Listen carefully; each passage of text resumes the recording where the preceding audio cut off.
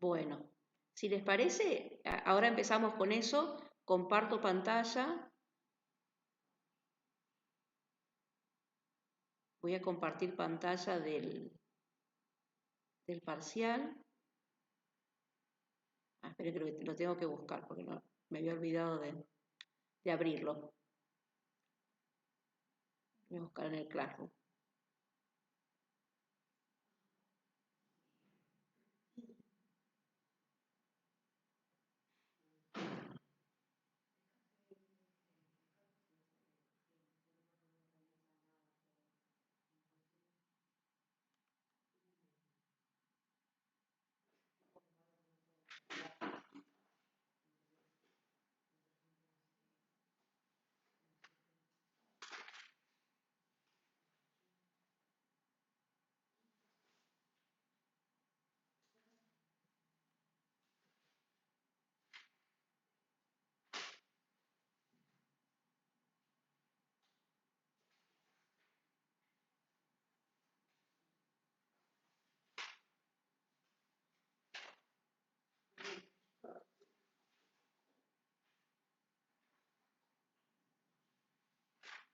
Bien.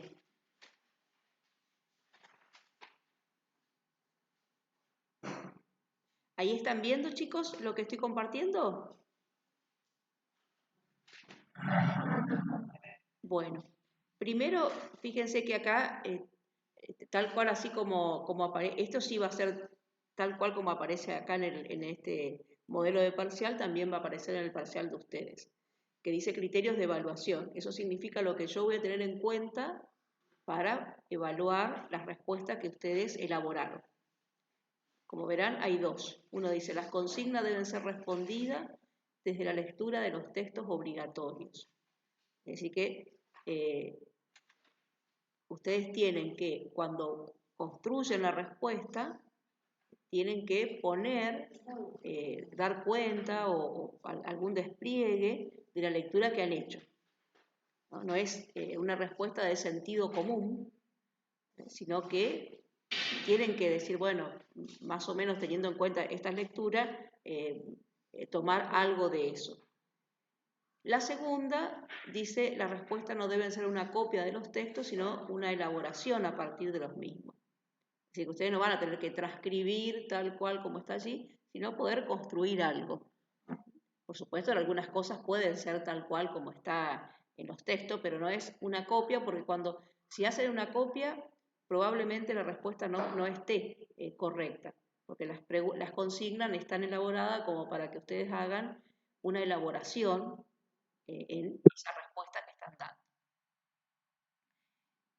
No sé si soy clara en relación a esto, chicos, en relación a los criterios de evaluación. Sí. Bueno, eso es muy importante porque, como les decía, es lo que ustedes saben que yo voy a evaluar desde ese lugar, ¿no? Es decir, que todo lo que no está enmarcado en esos dos criterios de evaluación no van a ser tenido en cuenta o va a estar en forma incorrecta, mejor dicho, ¿no? Entonces, eso como para que ustedes de antemano sepan, bueno, voy a ser evaluada o evaluado de este modo. Hasta ahí estamos. Entonces, van a aparecer siempre, vieron que en el texto yo les pongo la consigna, es decir, acá hay un fragmento, las preguntas, y después ustedes tienen acá la referencia a qué texto tendrían que recurrir para responder esta pregunta. Siempre va a aparecer así también la consigna. Ustedes ya van a tener que tener los textos. Recuerden que los textos tienen que ser textos físicos. Esto significa que no pueden tener el celular para trabajar, ¿no? Solamente voy a admitir carpetas y fotocopia, lo que ustedes tengan impreso, bueno, todos los materiales, eso. Entonces, solamente con eso van a contar. Con el celular no van a poder usarlo el celular, digo, porque por ahí puede ser que alguien dice, bueno, pero yo tengo los textos en el celular. No sería válido tener los textos en el celular. ¿Está, chicos? Eso sería otro requisito del examen. Bueno, entonces, vamos a la primera y después ustedes me dicen los que pudieron responder, cómo la respondieron, los que no la pudieron responder, a lo mejor vayan pensando de qué manera la responderían. Entonces, vieron que la consigna dice leer con atención el fragmento que aparece a continuación, luego responde. Yo vuelvo a leer el fragmento. El golpe que el psicoanálisis le da al sujeto cartesiano se puede explicar así. Freud le diría a Descartes, mire Renato, hay algo que usted no tuvo en cuenta. Usted, Renato, le preguntaría a Freud, ¿se come las uñas? Sí, le diría Descartes. ¿Usted a veces hace acto que no puede controlar? Uy, sí, sí, Descartes. ¿Usted sueña cosas? ¿Sueña con su padre, con su madre? Sí, sí, volvería a responder. Bueno, usted es un neurótico, le diría Freud. Hay cosas en su sujeto transparente, consciente, indubitable de todo conocimiento, hay cosas que ese sujeto ignora. Ese sería el fragmento. Entonces la primera consigna dice, ¿qué significa que el sujeto cartesiano es transparente, consciente, indubitable?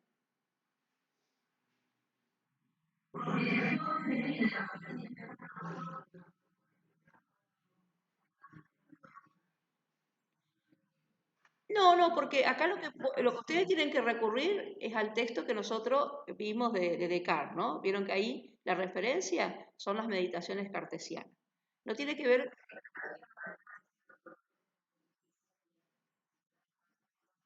claro, ¿por qué? Porque el sujeto cartesiano, si nosotros caracterizamos, ¿se acuerdan que una vez hicimos esta caracterización y la diferencia entre el sujeto cartesiano y los pensadores de la sospecha? ¿No? Que acá estaban ustedes, chicos. No, pero ustedes, a ver, no tienen que pensar el modo que lo dice ahí en el fragmento. Ustedes tienen que ir al texto. Acuérdense que no es una cuestión de sentido común, sino que tienen que ir al texto. Según el texto que...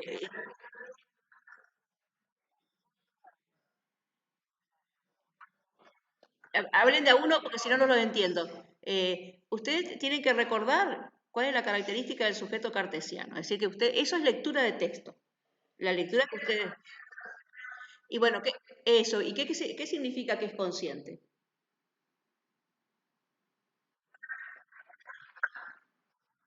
Bien, que es consciente significa que piensa, ¿no? Que puede dar cuenta de algo. Eso sería que es consciente, que puede dar cuenta de lo que está haciendo. Entonces, que es un sujeto que... ¿Cómo?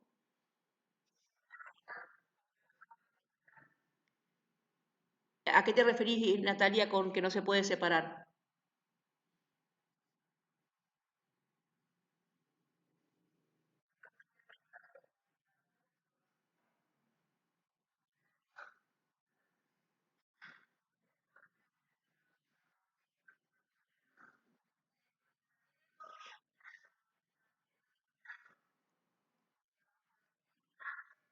Bueno, eso sí, pero ahí estaría, en eso que vos decís, Noelia, sería lo de transparente. Es un sujeto que puede pensar y que eso que piensa lo hace y no hay ninguna, podemos decir, interferencia entre eso que piensa y eso que hace. Por eso es transparente. Tal cual como uno piensa, puede realizar las acciones, ¿no? Más allá de eso no hay nada. Por eso dice que...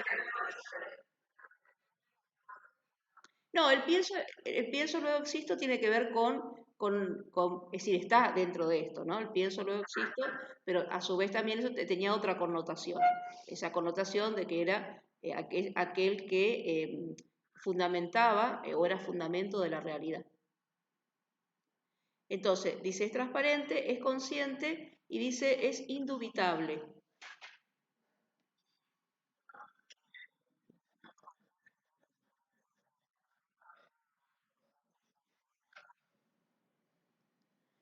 A ver, pero ¿qué sería esto? Que la verdad es todo aquello que es real.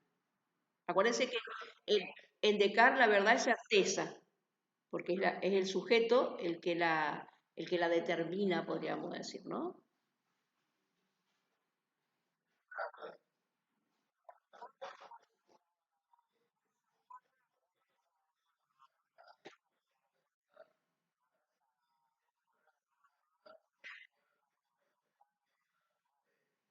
No, no como la interpreta tampoco, ¿eh? Es el sujeto cómo la determina el sujeto. Pero estamos en Descartes, esperen, estamos en Descartes, no lo metamos todavía a Freud porque para Freud tenemos la otra consigna. Terminemos con Descartes, porque nos quedó transparente, consciente e indubitable. Nos quedaría indubitable.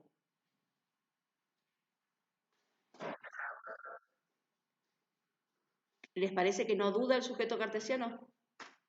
O duda, claro, pero como método, como método. La duda es el método y después ese sujeto que cuando él logra tener la certeza de que piensa existe, ahí podríamos decir que aparece ese sujeto del cual no se puede dudar. Es la certeza que él tiene, es una certeza absoluta, podríamos decir, ¿no? Por eso ese sujeto, de ese sujeto no se puede dudar. Entonces, eso serían las tres características, ¿no? Es transparente, es consciente, es decir, que en el sujeto cartesiano podríamos decir, no hay nada oscuro, no hay nada que exactamente, nada que el sujeto, que se le oculte al sujeto. ¿No? No hay nada que se le oculte a ese sujeto. Ese sujeto es tan transparente que a partir de su acto de pensamiento puede comprenderse plenamente a sí mismo.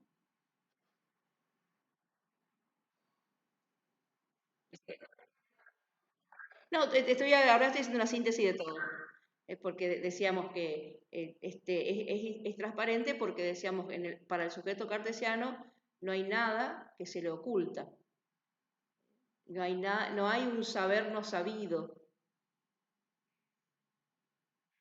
Eh, a ver, otro modo de decirlo. Eh, lo que dice es la plenitud, podríamos decir, de lo que piensa.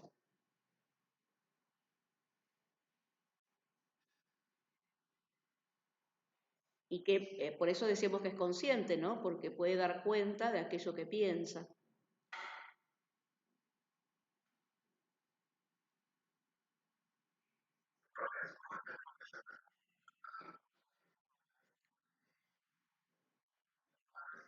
Bien, entonces, indubitable es que sería, la palabra sería aquello de lo cual no se puede dudar, ¿no? Ese sería el concepto de indubitable. Entonces, en este caso, recuerden que, por un lado, Descartes utilizaba la duda, pero siempre utilizó la duda como un método, es decir, un camino para alcanzar algo de lo cual no se pueda dudar. ¿Qué es lo que no se puede dudar? De lo no, no, la cuestión, fíjense esto, yo estoy diciendo, ¿qué es aquello de lo que no se puede dudar? De los sentidos sí se puede dudar. ¿Qué es aquello de lo cual no se puede dudar? Es la propia existencia. ¿No? Ahí estaría, exacto, exactamente. Ese sujeto es de plena certeza, podríamos decir. Es- la existencia como pensante, la existencia como pensante, no solamente la existencia desnuda, sino la existencia como pensante. Exacto, la existencia como pensante. De eso no se puede dudar, porque precisamente esa existencia como pensante es la que permite el fundamento de todo lo que existe.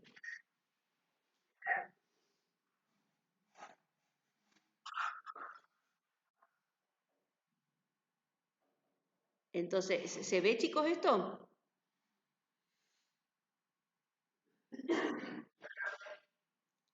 Bueno, ahora sí, perdón cuando yo le dije, pero era para no mezclar Freud, para que no se le haga lío entre lo que la consigna A y la consigna B. Vamos a ¿alguna duda con respecto a esto?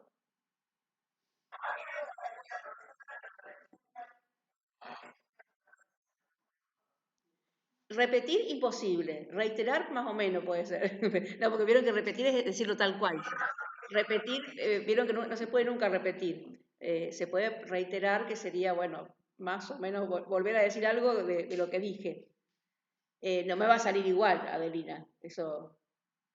Entonces, yo lo que decíamos entonces, que es un sujeto transparente porque a ese sujeto nada se le oculta, ¿no?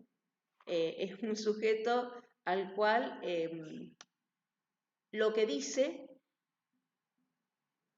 eh, es lo que sabe,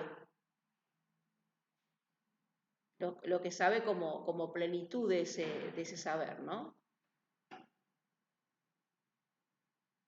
Es un sujeto consciente porque es capaz de darse cuenta de todo lo que dice.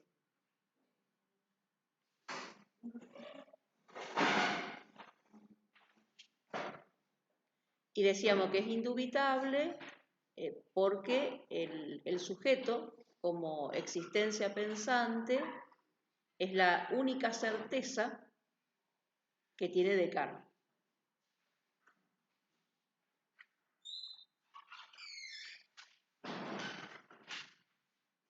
Y esa certeza es la que le permite después, como decíamos, ser el fundamento de toda la realidad.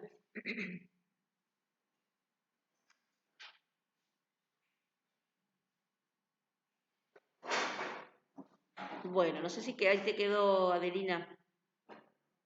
De nada. Hay dos manitos levantadas. Priscila, Melissa y Priscila. No sé, a ver.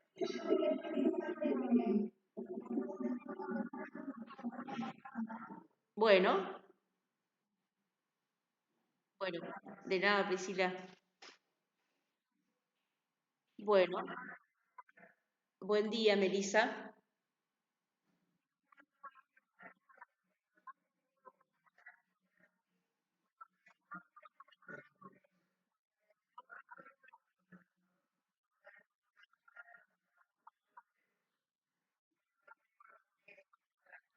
Bueno, bueno, bueno, gracias.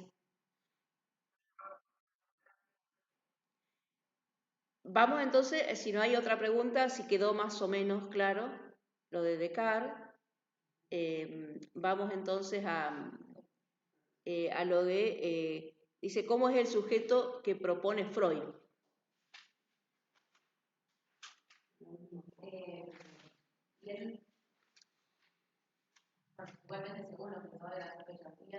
Pero solamente Freud, ¿eh? Acá en este caso según los pensadores de la sospecha, pero ahí tomen, porque si bien hay un hilo conductor, podríamos decir, que le valdría también para Freud, hay algo específico del cual Freud hace referencia. Sí, ahí está. Es decir, que acá estaríamos entonces la idea de un sujeto inconsciente. Por eso vieron que en el texto él le dice, como que le dice a Descartes, ¿no? Esto es una ficción, ¿no? Recuerden que Descartes vivió en el siglo XVI y XVII y Freud en el siglo XIX-XX. Por eso así que, se come las uñas. Claro, son actos de la inconsciencia. Claro, exactamente. Son, digo para que no es que este diálogo ha sido real, es totalmente ficticio. Era un modo para poder pensar la diferencia, ¿no?, entre uno y otro. Entonces, acá el sujeto freudiano, el sujeto que propone Freud, es un sujeto del inconsciente, ¿no? Un sujeto, podríamos decir, sujetado, un sujeto dividido, un sujeto, y esto, ¿recuerdan cuando vimos el texto de introducción al psicoanálisis?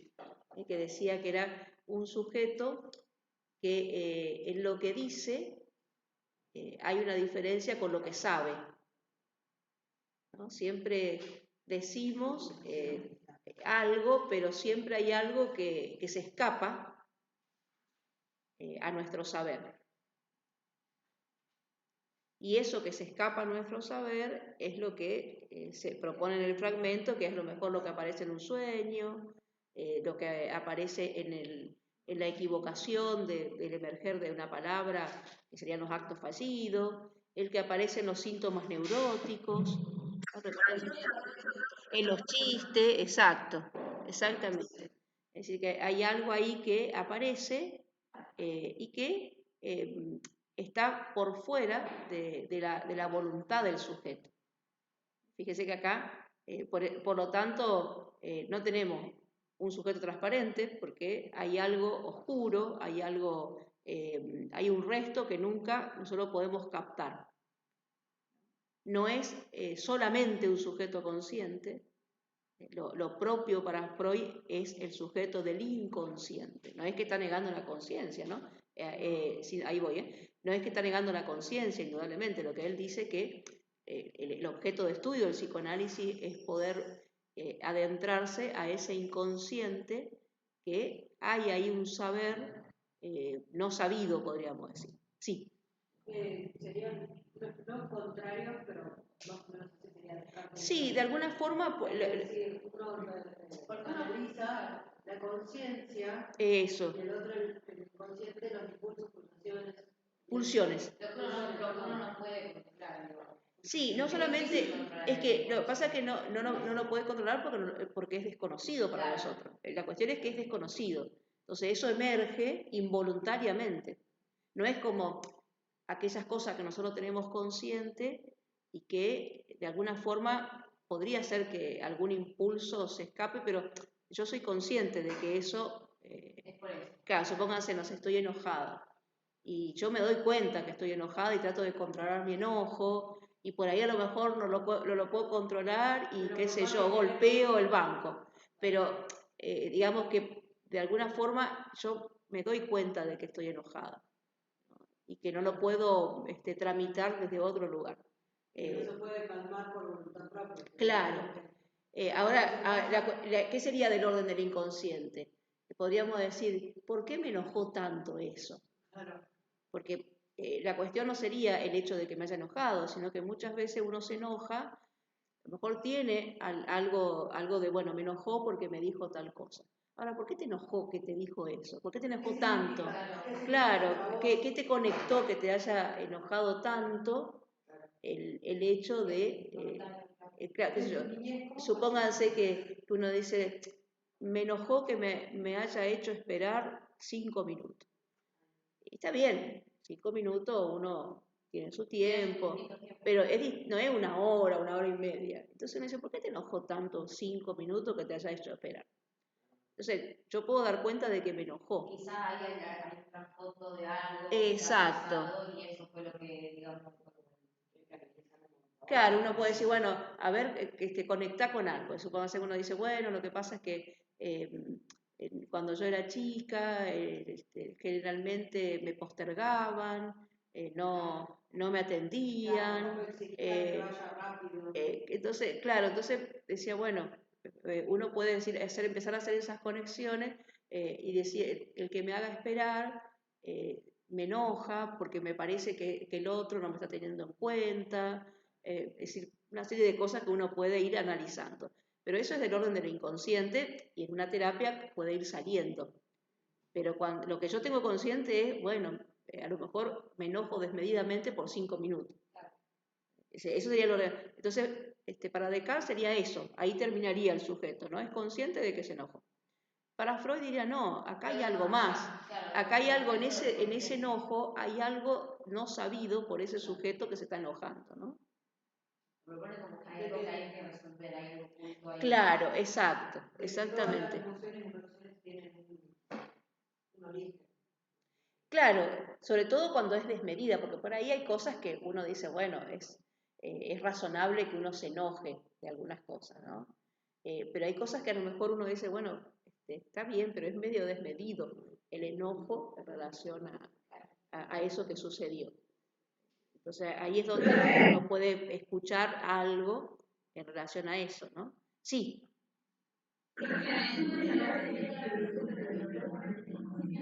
Sí, ahora ustedes después no es solamente eso, ustedes tienen que dar cuenta de por qué es inconsciente. Por eso me refería a todo esto, ¿no? Es decir, que si ustedes dicen el sujeto que propone es Freud, es un sujeto del inconsciente. Bien, ¿qué significa eso? Entonces ahí pueden ver ahí en el texto ese del sujeto de el de los pensadores y la sospecha, o el texto ese que habíamos visto como introducción al psicoanálisis. ¿Recuerdan ese texto?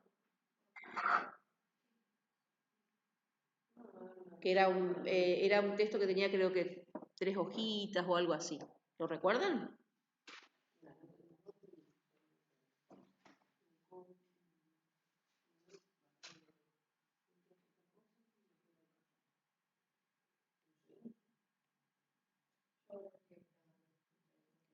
Bueno, ¿hasta ahí estamos?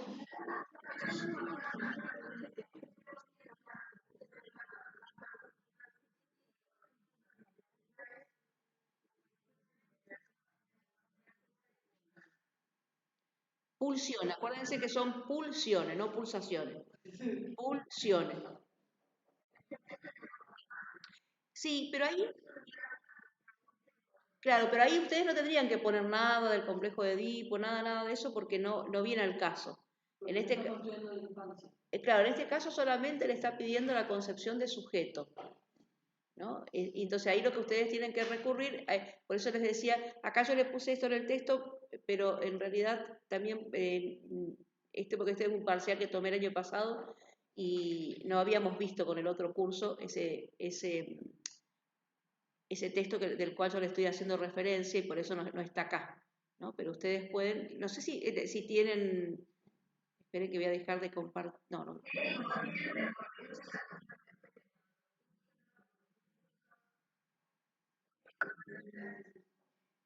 Eso sería, recuerden que yo les he dicho también, nunca pongan en el concepto freudiano la palabra instinto, porque es pulsiones siempre.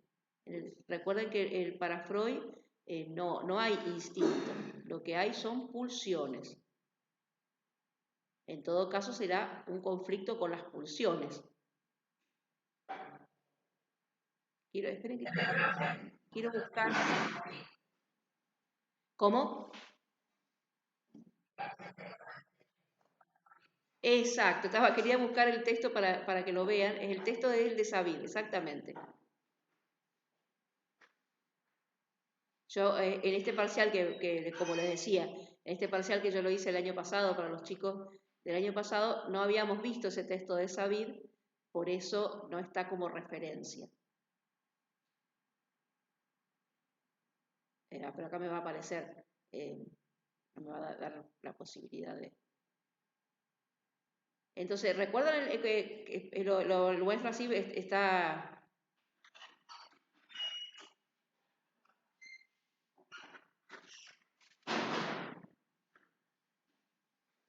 ¿Recuerdan que acá va a estar así, no en forma... que era el texto, uy, se me fue, pero era el texto de Sabine. Ahí, recuerdan que en ese texto hablaba de esto que decíamos, ¿no? El hecho de que hay un saber no sabido, que entre el decir y lo que decimos y lo que sabemos siempre hay a veces hay una contradicción, sabemos más de lo que decimos, decía ella. Entonces, lo que acá si se le pregunta siempre es dar cuenta del sujeto del inconsciente, no les pide que desplieguen otra cosa, en este caso.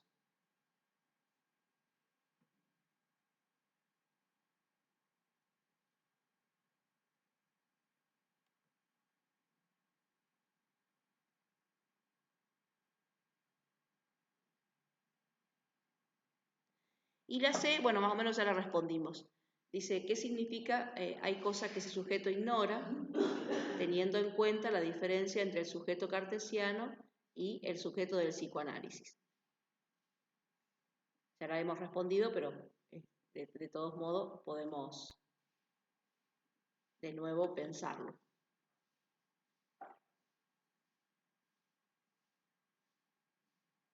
¿Qué les parece? ¿Qué será eso que el sujeto ignora? Y las actitudes inconscientes, como que Descartes, si bien profundizaba mucho en todo y dudaba de todo, por ejemplo, nunca se puso a dudar de por qué tenía esas actitudes inconscientes, por qué se comía las uñas.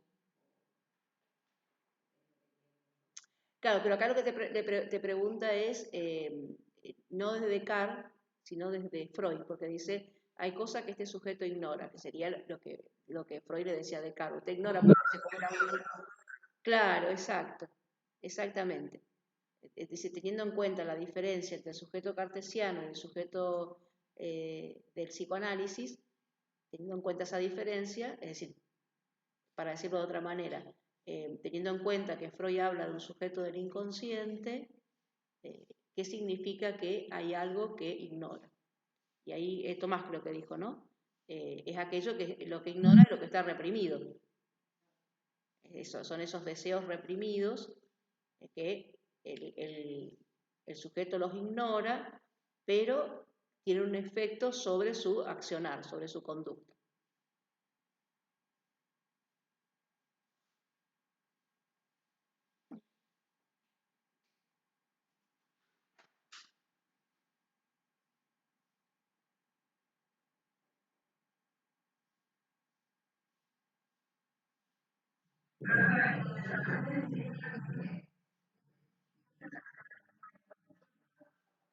Lo que pasa es que ahí nos está preguntando sobre Descartes. La pregunta solamente hace referencia a Freud, porque dice, ¿qué significa?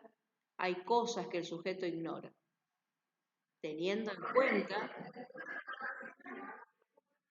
Sí, no, pero vos concentrate en la pregunta. La pregunta es, ¿qué significa? Hay cosas que ese sujeto ignora. Teniendo en cuenta la diferencia, te dice.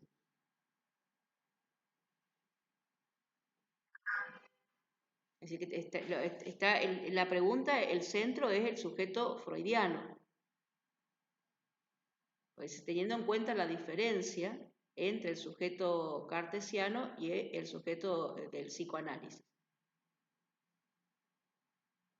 Porque para...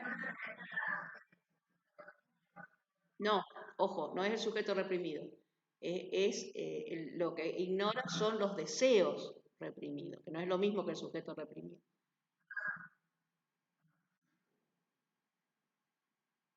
Porque el sujeto cartesiano no ignora nada, por eso es transparente, ¿no?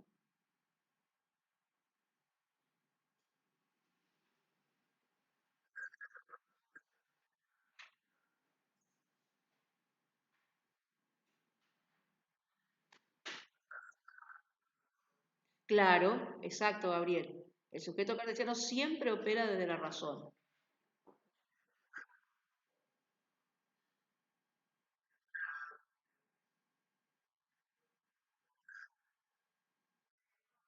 Claro, siempre hay alguna intervención del inconsciente que influye en esos argumentos racionales que nosotros damos para actuar, ¿no? Es decir, que podríamos decir nosotros como que creemos que actuamos desde nuestra racionalidad, pero siempre hay algo de otro orden que influye en esa racionalidad, del cual nosotros ignoramos, ¿no?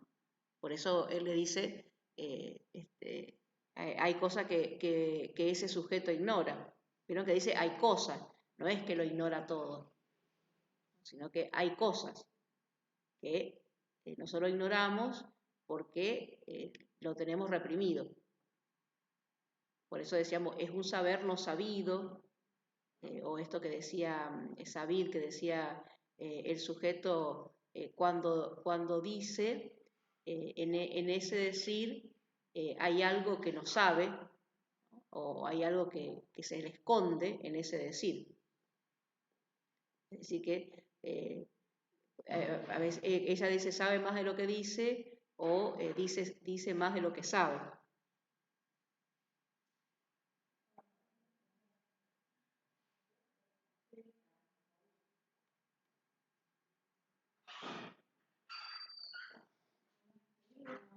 Buen día.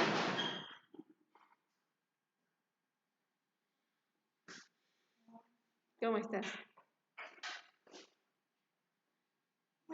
Bueno, hasta ahí, chicos, ¿alguna pregunta? Díganme ustedes, al menos de la que puedan dar cuenta. A lo mejor del inconsciente no. Debe haber otras cosas que no saben.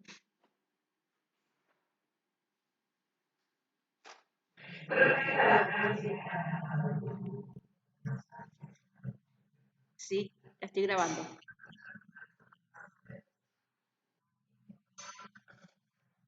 Sí, la estoy grabando la clase. ¿Hace frío?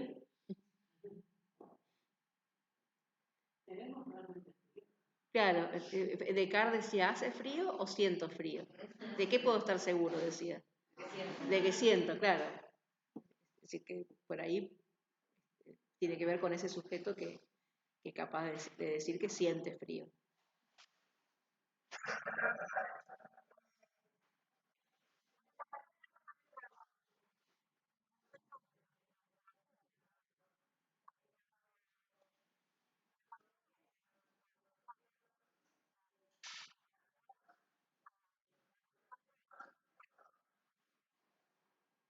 No sé que no alcancé a entender la pregunta de Lina. El parcial tiene que ver con todos los textos que hemos estado viendo, hasta el de Chulham.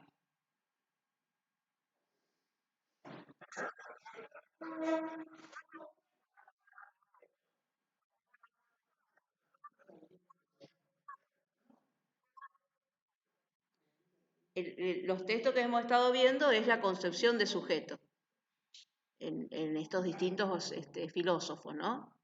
Ese, sí, no absolutamente, Romy. Ustedes pueden decir, supónganse en el caso eh, de la C. Ustedes pueden decir, bueno, Freud hace referencia a que hay algo que para el sujeto se le presenta desconocido.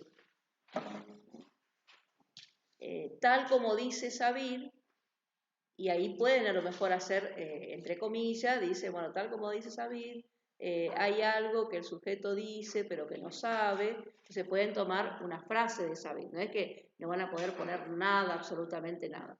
Lo que está diciendo es que a lo mejor no haya ninguna elaboración, simplemente ustedes bueno, ponen entre comillas o lo que sea lo que dice Sabir.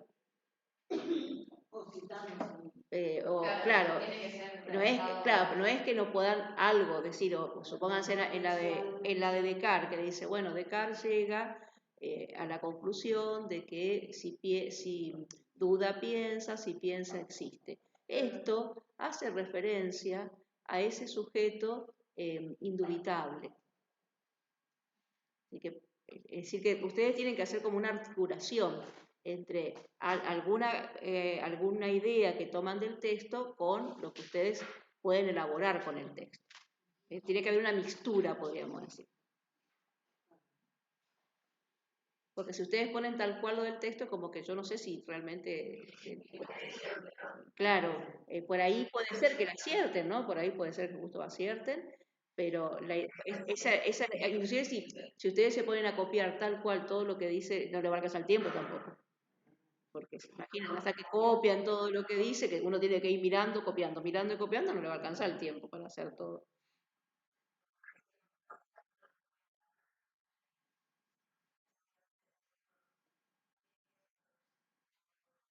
Todos los textos que ustedes, la chance es.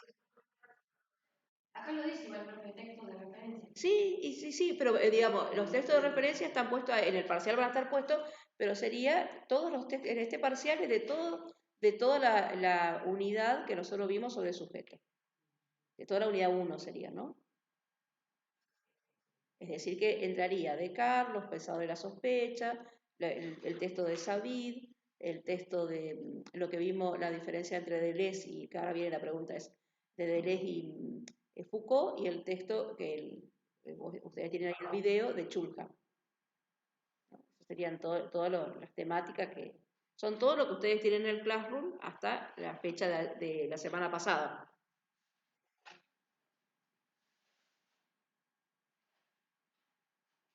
Sí, la bibliografía está clara, nunca se puede tomar un parcial sin decir al alumno cuál es la bibliografía que tiene que leer. Después sí, indudablemente a lo mejor no aparecen consignas de todos los textos.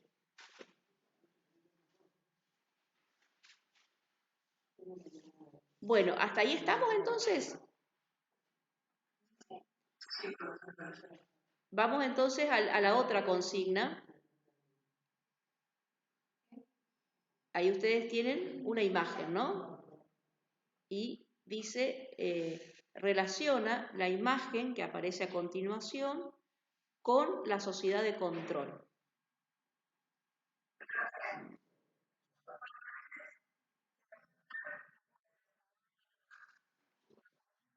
No, no, acá otra vez, presten atención que está hablando de la sociedad de control. No estamos hablando, ya dejamos los pensadores de la sospecha y ¿quién habló de la,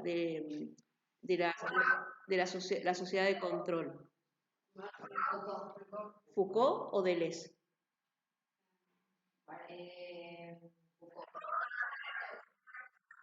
Deleuze, exactamente. Recuerdan que Foucault hablaba de la sociedad disciplinaria, mientras que Foucault hablaba Deleuze hablaba de la sociedad de control.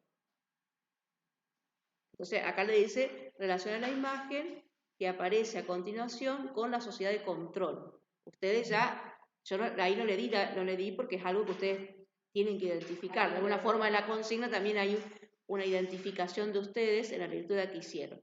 Entonces ustedes dicen, bueno, vimos a Foucault, vimos a Deleuze. Y vimos a Chulcan, pero la de Chulcan está después, así que recuerden, Foucault habló de la sociedad de control, de la sociedad disciplinaria. ¿Se acuerdan que la sociedad disciplinaria era...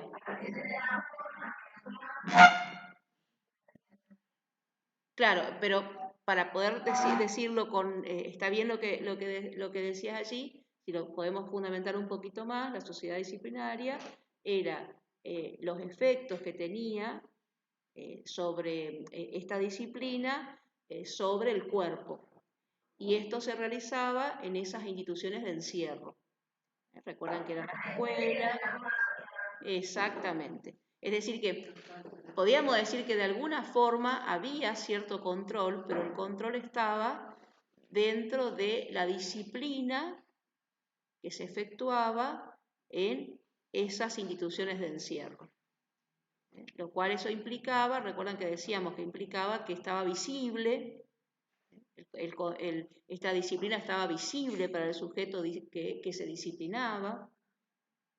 ¿Se acuerdan lo del panóptico? Decía que de alguna forma los que estaban siendo vigilados y disciplinados se daban cuenta, no era que era algo invisible. Y de alguna forma también se autodisciplinaban para no ser castigados. ¿No? Pero era como que estaba evidente de que había una disciplina sobre los cuerpos.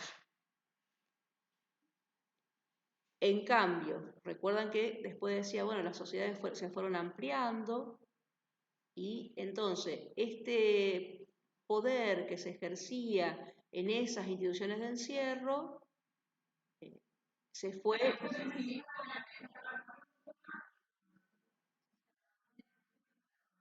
Exactamente. Exactamente. Sí, pero, esto sería un poco el concepto, eso que decía Noelia, la diferencia entre cómo pensaban los filósofos anteriores al poder, que era un poder prohibitivo, y Foucault lo piensa como productivo. Es decir, que produce un efecto sobre los sujetos que se van disciplinando. Pero la pregunta acá es sociedad de control. Está hablando de la sociedad disciplinaria. Yo lo veo más como lo que, bueno, pasó siempre y lo que va a seguir pasando, que siempre, obviamente, tienen más poder, llegan a controlar lo que consume la sociedad, lo que quieren que consuma la sociedad. Ajá. Bien, pero esto que vos que estás diciendo, Sofía, ¿no? Esto que está diciendo Sofía, ¿cómo? Porque acá fíjense que le dice que ustedes tienen que relacionar la imagen con lo que ustedes saben de la sociedad de control. ¿Qué es lo que ustedes primero lo mejor para cuando... Claro, pero si como decía Tomás,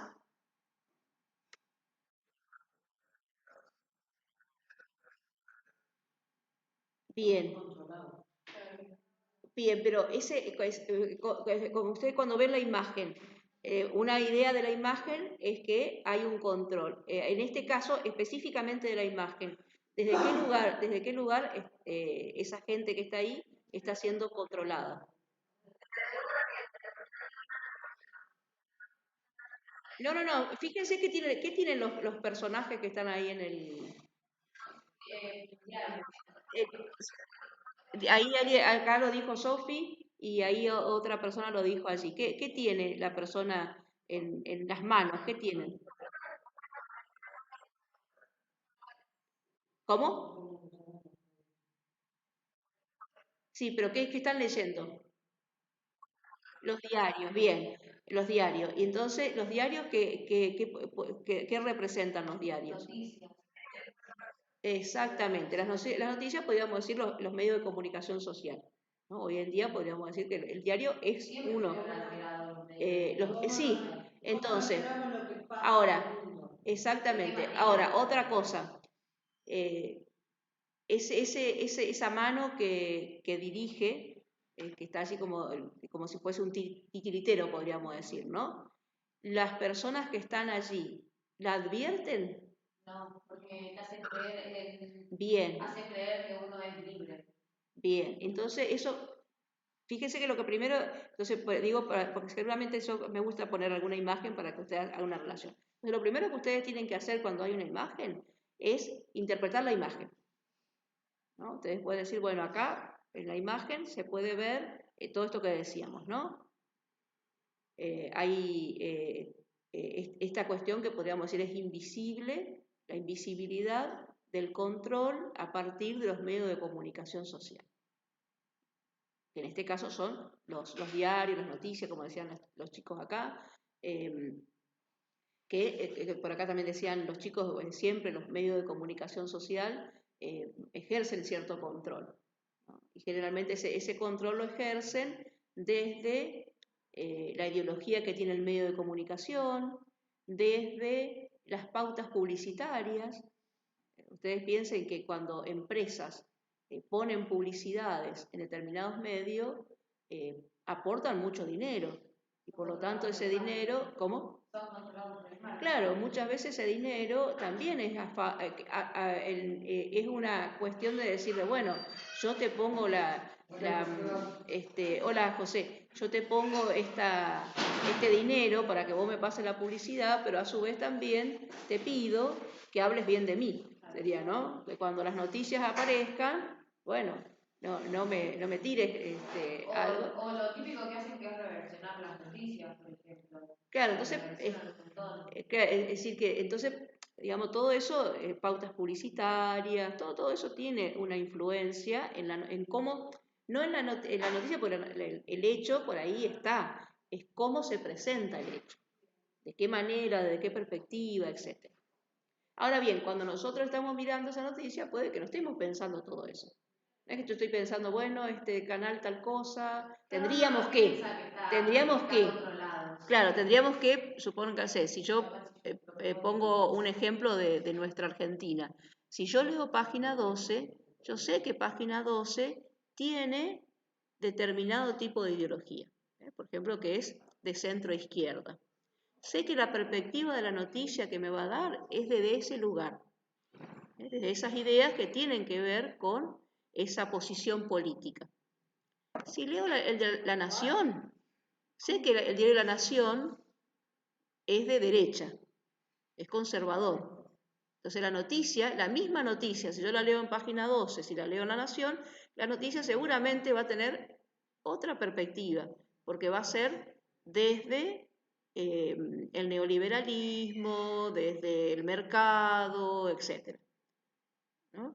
Sí, que elegimos lo que más va con nosotros. Sí, Lo interesante sería que uno pueda tratar a lo mejor, ahora que se puede, porque antes cuando uno compraba era más difícil comprar 2 o 3 periódicos, porque salía muy caro, pero ahora que uno tiene internet, está bueno a veces hacer el ejercicio, la misma noticia leerla en los 2 diarios, y a ver qué recalca una, pues uno tiene una posición política, indudablemente, y está bueno que uno la tenga, ¿no? Eh, pero esto significa que, bueno, yo estoy sabiendo que si voy a leer La Nación, la perspectiva va a esa. Si voy a leer página 12, les traigo 2 diarios que son bien visibles y antitéticos entre sí, ¿no? Bien distintos. Es como para después, bueno, está Tiempo Argentino, que también es más de izquierda, Clarín, que también es más. Pero cada uno apunta para. Exacto, exactamente. Entonces, esto es un poco, cuando uno lee una noticia, tendría que hacer este pensamiento, ¿no? Si yo veo TN, no es lo mismo que ver CS5, ¿no? Ahí usted ve también justo los 2 TNs de Clarín, CS5 tiene que ver más, afina una ideología de izquierda. Entonces, todas esas cosas está bueno saberlas, porque eso me permite tener una visión desde dónde me está escribiendo el periodista. Porque no vamos a pretender que los periodistas sean neutros, no estamos diciendo eso porque todos tenemos derecho a tener una posición. No vamos a pretender, porque no existe la neutralidad. Lo que está bueno saberlo, ¿no? Ahora, esa sería la imagen el análisis de esta imagen, ¿no?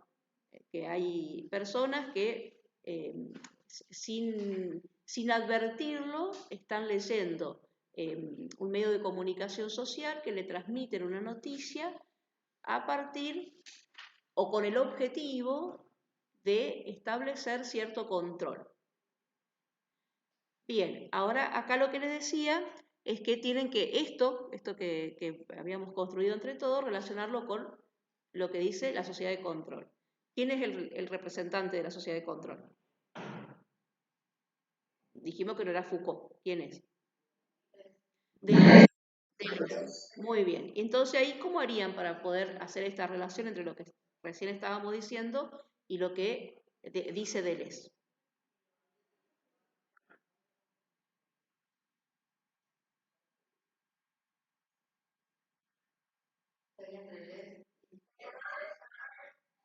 Eso es de Foucault.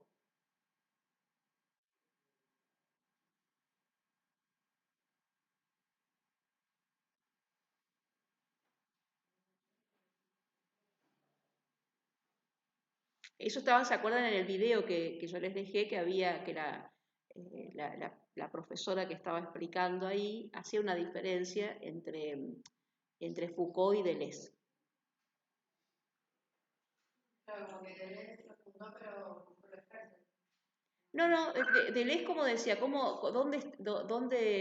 así, Foucault decía el control, en definitiva, estaba en estas instituciones de encierro. Deleuze, ¿qué dice? ¿Dónde está ese control?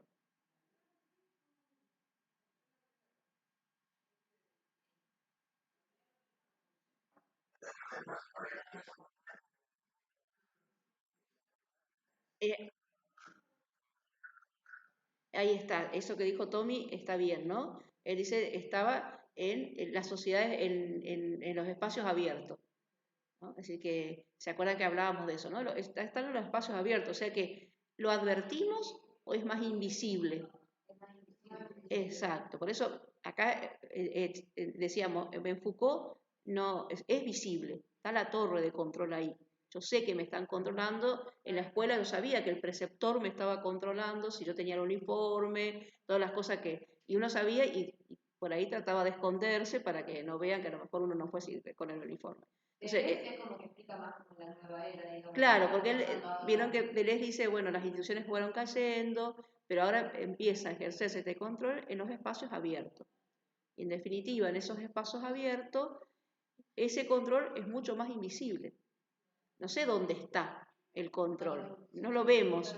Entonces, eso, fíjese que acá estos personajes que están ahí no lo ven, no ven esa mano que está haciendo de titiritero.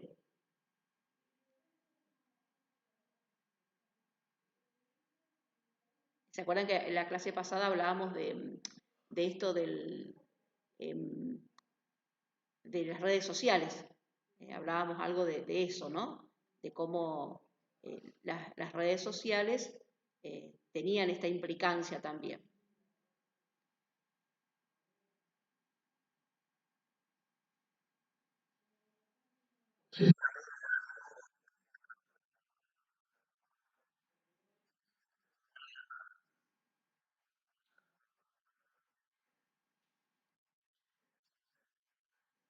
Claro, sí, ahí eso era porque se acuerdan que decíamos que la sociedad de control tenía que ver con el mercado, que lo que no, exacto, y nos pretende, decíamos, consumidores. Estaba buscando a ver si encontraba la diapositiva que habíamos pasado la clase pasada. Bueno, pero ¿se ve esa diferencia, chicos? Entre una sociedad, de ahí hubiera sido diferente, pero yo también hubiera puesto una imagen diferente, si yo les decía que explique la imagen en relación a la sociedad disciplinaria, ¿no? Ciertamente hubiera puesto otra imagen, no esa. ¿Pero qué querías la de la psicopolítica?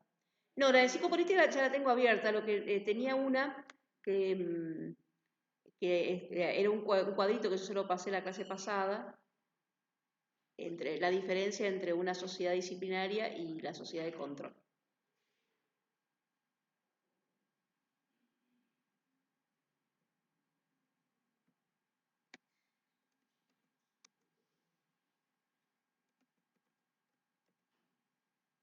A ver si la encuentro.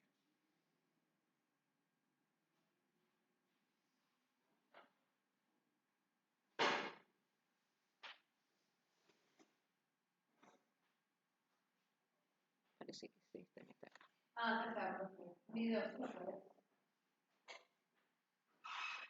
No sé si... Mirá,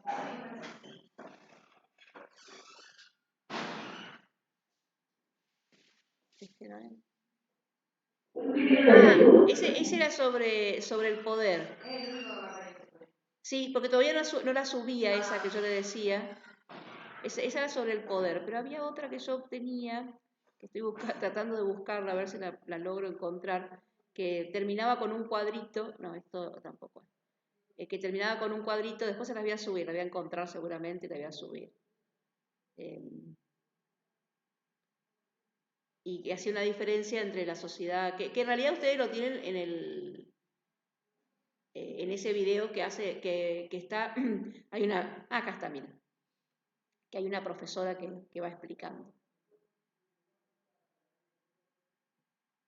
Yo después, este se lo tengo que subir porque la clase pasada me parece que no se lo subí en el Classroom.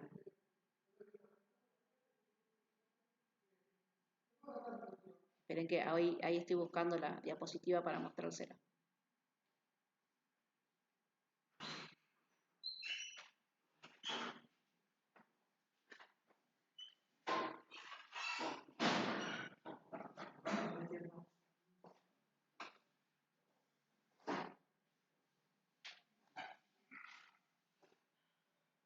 ¿Ahí están viendo, chicos, la diapositiva? Ah, sí, ¿estaba subida al Classroom? Ah, yo pensé que, está bien, yo pensé que no la había subido. No me parecía que... Ven que acá, fíjense que dice sociedad disciplinaria, sociedad de control, ¿no? Instituciones de encierro, espacios abiertos. El control está en las instituciones, es más flexible, omnipresente, porque decíamos está en todos lados, es fluctuante porque uno no sabe en qué lugar está, a diferencia del panóptico que siempre estaba en el mismo lugar, ¿no? Es fácil de detectar, es imperceptible, ¿ven? Acá aparece esto que decíamos de esto que esos hilos son invisibles para los que están leyendo el diario. Están totalmente invisibles. Está en la clase pasada, ¿no es cierto, chicos? En la clase anterior. Seguramente está como un PDF, porque yo cuando siempre a los Power lo transformo en PDF porque es más fácil después para si lo tienen que imprimir. Ven, chicos, fíjense, individuos, cuerpos controlados, cuerpos aparentemente libres, producción de trabajo, producción de consumidores, sujetos en torno al Estado, sujetos en torno al mercado. Entonces, esto es lo que le está pidiendo, en este caso esta consigna, le está pidiendo que hagan una relación con respecto a esta sociedad de control. Entonces, siempre que aparezca una imagen, lo primero, ustedes no se apuren a responder, primero hagan un análisis de la imagen.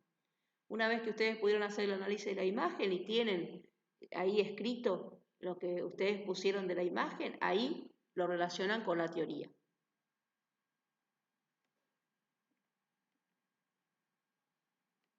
Bueno, ¿alguna consulta en relación a eso?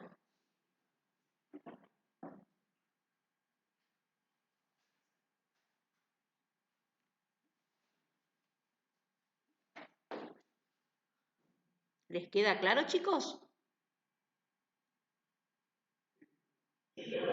Bien. La otra en realidad tiene que ver con el tema de hoy, porque la otra decía, va con el tema que empezamos la clase pasada y ahora lo hacemos una pequeña síntesis. Vieron que acá le decía que, dice, explica las siguientes expresiones según lo leído sobre psicopolítica y le da algunos conceptos: poder seductor, libertad positiva, panóptico digital, autoexplotación, sujeto del rendimiento, que son todos conceptos que despliega Byung-Chul Han. Ustedes tienen un video ahí de psicopolítica donde en ese video está bien sintetizada todos estos conceptos que están acá. Entonces también, y le dice, habría dos opciones para poder hacer esta consigna, ¿no? Armar un texto con todos esos conceptos sería una opción. La otra opción es que ustedes puedan explicar cada uno de los conceptos por separado. Es decir, bueno, el poder seductor se refiere a tal cosa, la libertad positiva se refiere a tal cosa y así sucesivamente. O bien decir, bueno, yo voy haciendo claro, porque por ahí cada uno, vieron que hay gente que a lo mejor le resulta más fácil hacer el texto y hay otros que le resulta más sencillo poder hacer el concepto de cada uno de estos perdón, la explicación de cada uno de los conceptos. O una narrativa, exacto, en la cual ustedes involucren estos conceptos, ¿no? Que pueden tomar, supónganse en este caso, se me ocurre, uno podría decir, bueno, voy a hablar desde las redes sociales. Las redes sociales ejercen un poder seductor por tal motivo, a su vez hay una libertad positiva porque no es prohibitivo, sino al contrario, nos dice lo que podemos hacer. Elegir un tema y puede ser, claro, que uno a lo mejor desde ese lugar puedo tomar, y si no, puntualmente, poder seductor, dos puntitos y tal cosa, ¿no?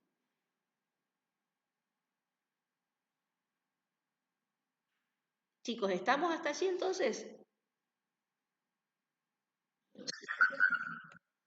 ¿Alguna pregunta? Ahora hago una síntesis o hacemos una síntesis de Chul Han, que es el que nos había quedado a medias la clase pasada.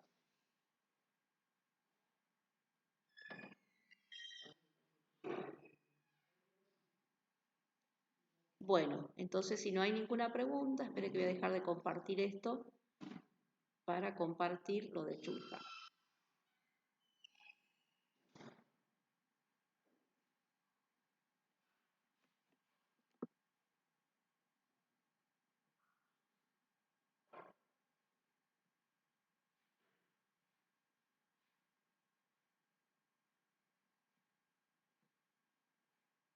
Este era el fragmento que la clase pasada habíamos estado analizando. Hasta acá habíamos llegado.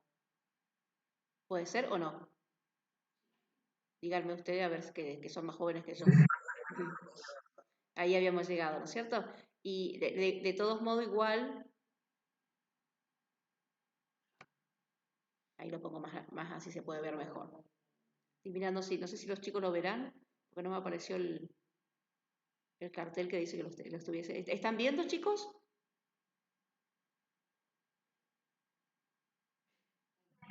Ah, bueno, no, porque vieron que me aparece un cartelito a mí cuando se está compartiendo pantalla. y ahora no lo había visto, entonces tenía dudas. Entonces, recuerdan que acá habíamos estado hablando de este filósofo, que es un filósofo, decíamos, surcoreano, pero que hizo todo su estudio en Alemania, en la actualidad está allí en Alemania, radicado desde hace muchos años ya. Y se acuerdan que dice, quien fracasa en la sociedad neoliberal, ¿no?, del rendimiento, se hace a sí mismo responsable y se avergüenza, en lugar de poner en duda a la sociedad o al sistema. En esto consiste la especial inteligencia del régimen neoliberal. En el régimen neoliberal de la autoexplotación, uno dirige la agresión hacia sí mismo. Esta autoagresividad no convierte al explotado en revolucionario, sino en depresivo.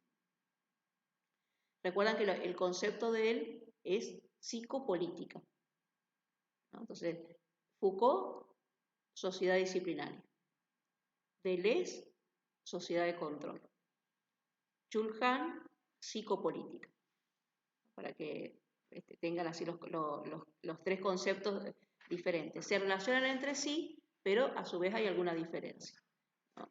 Cuando hablamos de psicopolítica, hacemos referencia a ese poder que se ejerce específicamente sobre nuestra psiquis, y sobre nuestra mente. Ya no es el cuerpo. Vieron que en Foucault era el disciplinar los cuerpos. Acá es el disciplinar la mente.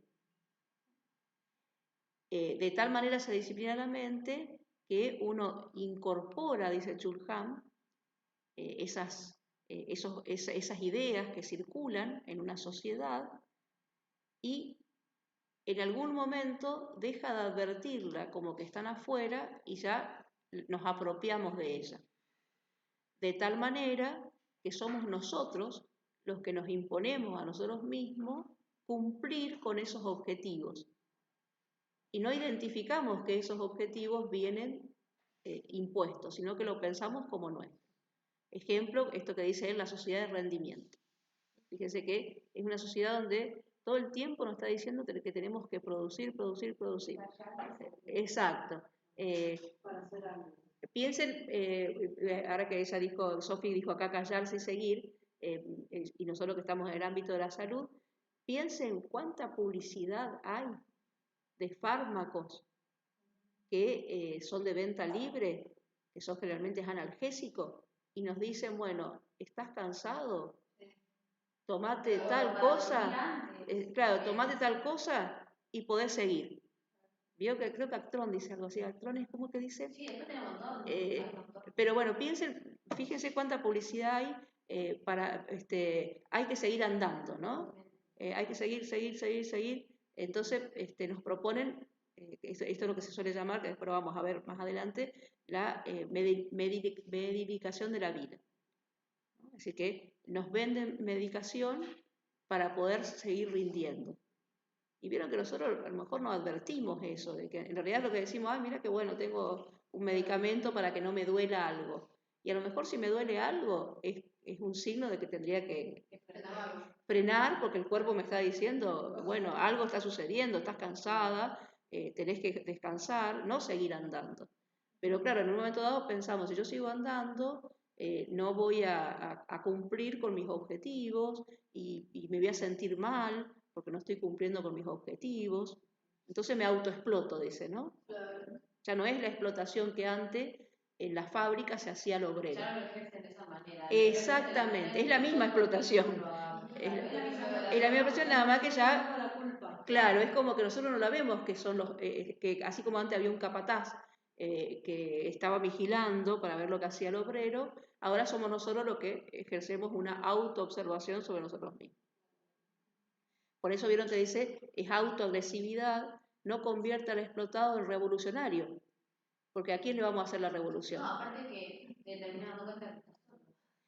Por un lado eso, y a su vez, es decir, antes cuando se podía advertir que los que explotaban eran, no sé, en el caso de Marx, el capitalista, entonces bueno, le hacemos el paro, le hacemos la revolución, no trabajamos hasta que el sueldo no sea digno. Acá es, claro, ¿a quién le voy a hacer la revolución?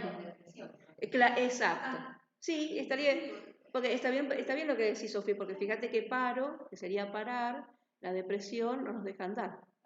Entonces la depresión sería como hacernos un paro a nosotros mismos, pero a veces no lo advertimos como eso, lo advertimos como que hay algo, una falla nuestra.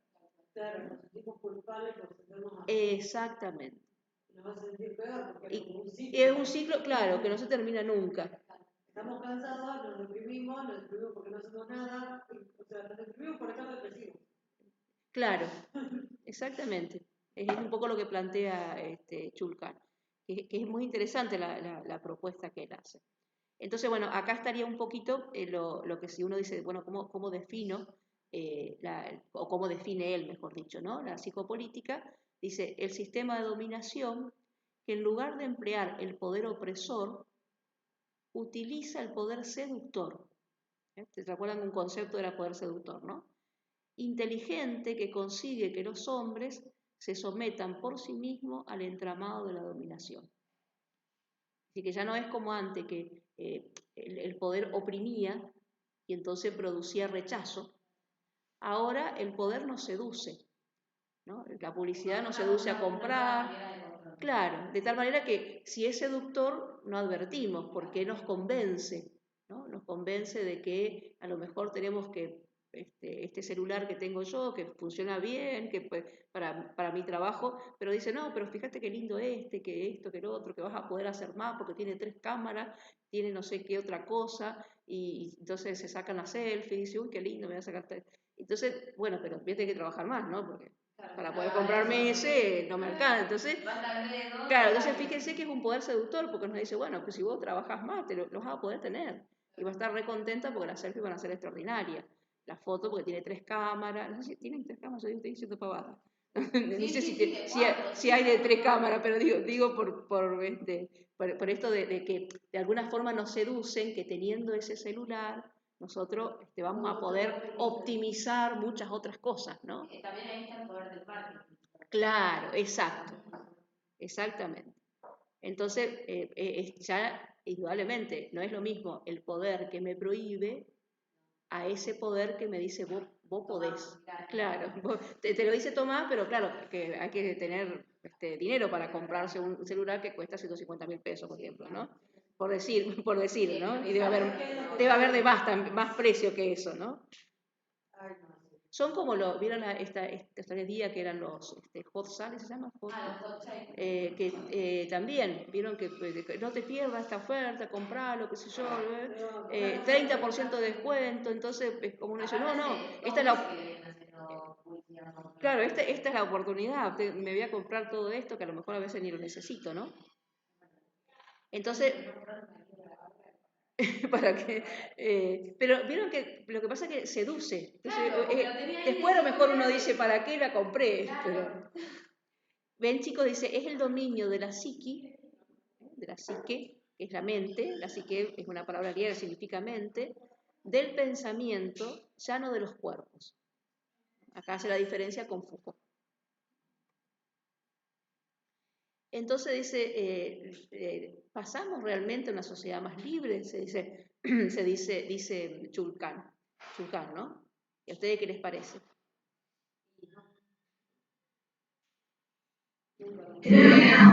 Claro, en realidad dice... Exacto, en realidad no... Sí, claro, pero sin darnos cuenta, porque él dice que hay dos coacciones internas. Coacciones sería algo que nos obliga, ¿no? Una es el rendimiento. Inclusive vieron que hay empresas que el sueldo básico es un sueldo indigno, el básico, pero ¿con qué seducen? Si vos rendís más, es decir, cumplís más objetivos, cada vez vas a ganar más. Entonces, ¿cómo?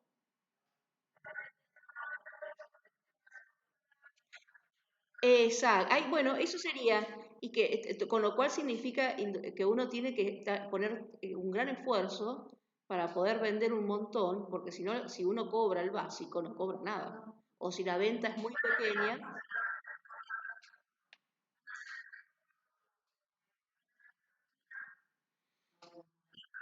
Claro, exacto. Con lo cual eso significa un esfuerzo exactamente. Y a veces soportar cualquier cosa, porque vieron que muchas veces el que trabaja de mozo o de moza tiene que soportar cualquier cosa de la gente, así como hay gente muy respetuosa, por ahí, sobre todo las chicas, ¿no? Tiene que, porque, bueno, me la banco porque me va a dar una buena propina. No, porque no te queda otra. Exacto. Entonces, porque si uno va y protesta, el patrón le dice, bueno, el cliente tiene la razón, bancátela. No, y aparte la respuesta de que atrás tuyo hay. Y aparte eso, exacto. Entonces, tiene que ser también óptimo, ¿no? Lo que hacemos en ese sentido. Entonces, en lo que dice Chulcán, que hay una diferencia entre la libertad como deber hacer y como poder hacer. Es decir, que en las otras sociedades era el deber hacer. Bueno, había un deber que yo hacía, pero una vez que terminaba con mi deber, chao, ya está. En cambio acá es todo el tiempo que te dice vos podés más, vos podés más, vos podés más. Como que no hubiese un límite. En cambio en el deber ser hay un límite, porque es, bueno, esto es lo que tenés que hacer y nada más que esto. En la otra es infinito ese poder. Por eso dice que es una libertad paradójica. Dice, el sujeto del rendimiento se pretende libre, pero es absoluto esclavo de sí mismo, dice Chulca. Entonces ahí aparece ese graffiti, dice, ¿cuánta vida te está costando tu sueldo? ¿No? Más de lo que es el sueldo. Indudablemente. Entonces después hay algunas características que él pone, dice, el sujeto neoliberal es empresario de sí mismo. ¿Qué relación tiene con los otros? Dice, el neoliberalismo es un sistema inteligente de explotación. Dice, explota por el juego, la emoción y la comunicación. La explotación más eficiente es la propia, es decir, la que uno se hace a sí mismo. Entonces, él dice, se puede ser libre en medio de una sociedad sometida. Y acá, acá está Marx, y dice, entender la libertad como un acto individual es una astucia del capitalismo. En el sentido de que por ahí, esto que creo que decías vos, Sofi, ¿no? Bueno, yo tengo que rendir y para rendir muchas veces tengo que tratar de sacarle cliente al que está al lado mío, por lo tanto, tiene que ver ya no con luchas colectivas, sino con lo que cada uno hace, no importa el otro. ¿No? Sí. Exacto, exactamente. Y entonces dice, bueno, en estas condiciones se pregunta, ¿es posible una revolución social? Y él dice, que cada uno mira por claro, exacto. Entonces dice, el capitalismo neoliberal convierte al trabajador en un emprendedor y va acabando con la vieja clase obrera, ya que nos convertimos en trabajadores que nos explotamos a nosotros mismos. Pero que también está este mensaje del emprendedor, que si vos sos emprendedor sos dueño de vos mismo, y muchas veces el emprendedor tiene que trabajar 14, 15, 16 horas. Exacto, exactamente. Entonces acá decíamos, bueno, se pasó del sujeto revolucionario al sujeto depresivo. Es un poco lo que decían Y después estaba esta idea del panóptico digital, que recuerdan que a diferencia del panóptico clásico o material, por decirlo de alguna manera, este panóptico digital se ejerce a partir de las redes sociales. Entonces acá habría un pequeño cuadrito en la diferencia entre sociedad disciplinaria y sociedad de rendimiento. Entonces, en la primera es el sujeto de la obediencia, en la otra es el sujeto del rendimiento. En la primera dice de la disciplina y la otra es de la autodisciplina, esto de que nos imponemos a nosotros mismos. En la disciplinaria dice no tener la posibilidad o derecho de poder hacer, ¿no? Porque el poder era prohibitivo, ¿no? Decía vos no, o hacés hasta acá o no podés hacer, te prohibía. En cambio acá, por la posibilidad de hacer algo, te dice vos podés.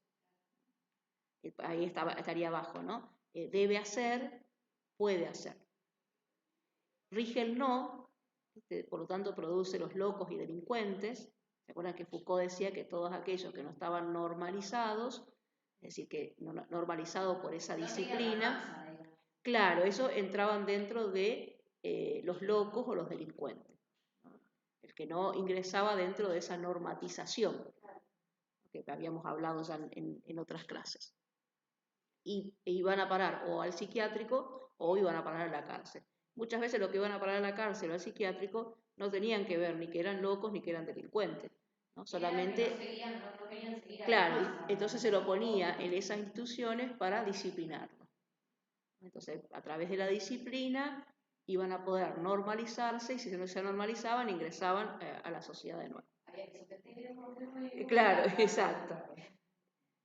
Después dice, en la sociedad de rendimiento no hay límites. Produce depresivos y fracasados. Fíjense la palabra está fracasado. En el deporte se escucha mucho esto, ¿no? Dice, el que no sale primero fracasa. Aún el que sale segundo, a pesar de que llegó a una final en cualquier disciplina, ¿no? Llegó a una final, aún el que sale segundo es un fracasado porque no ganó la final. No se puede ver que el que llegó segundo también hizo un mérito, hizo un esfuerzo, pero no, es un fracasado, porque lo único que sirve es llegar al título de campeón, sería, ¿no? Y bueno, él se pregunta, bueno, ¿qué significa este poder inteligente? ¿No? Que sería, bueno, dice el poder tiene una fase negativa, que sería la represión, lo que estábamos diciendo recién, y la fase positiva, que es el uso del poder para consolidar la libertad.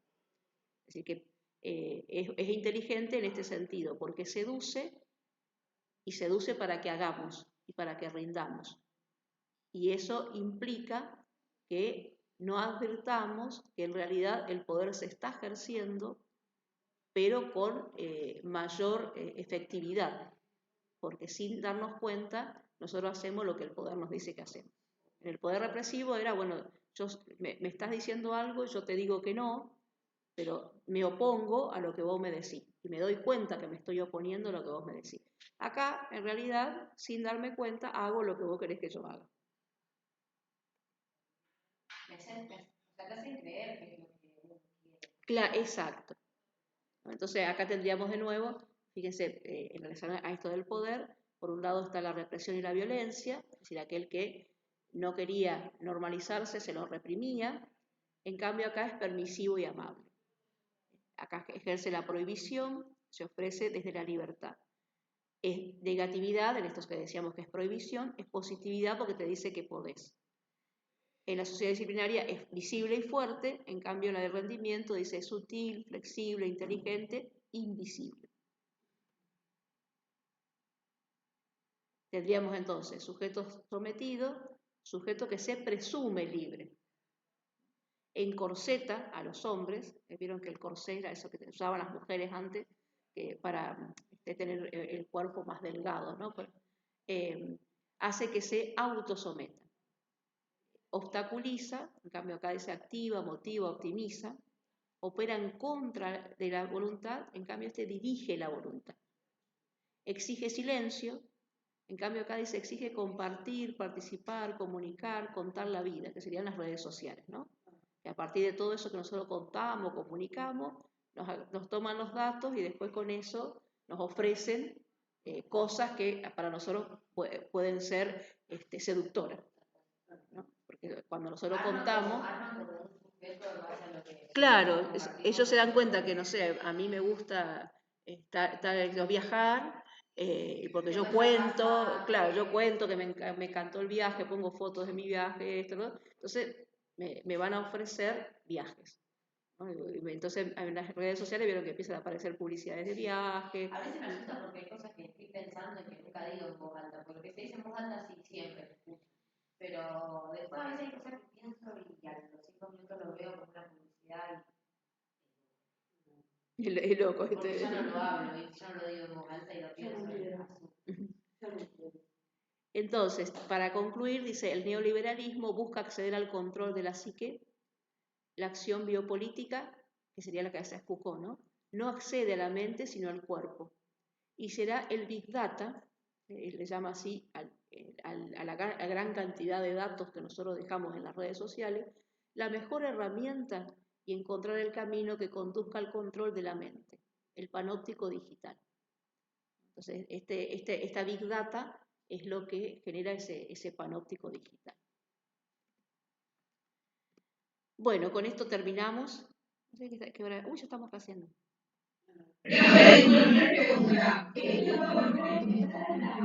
No, todavía no, porque todavía no. Pero va a estar.